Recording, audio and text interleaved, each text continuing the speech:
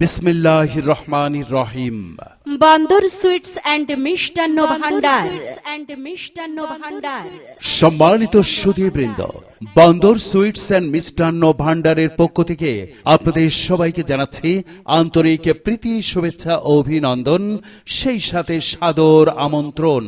বন্দর sweets and মিষ্টান্ন ভান্ডার, চামড়া বন্দর, মসজিদ মার্কেট, করিমগঞ্জ, কিশোরগঞ্জ।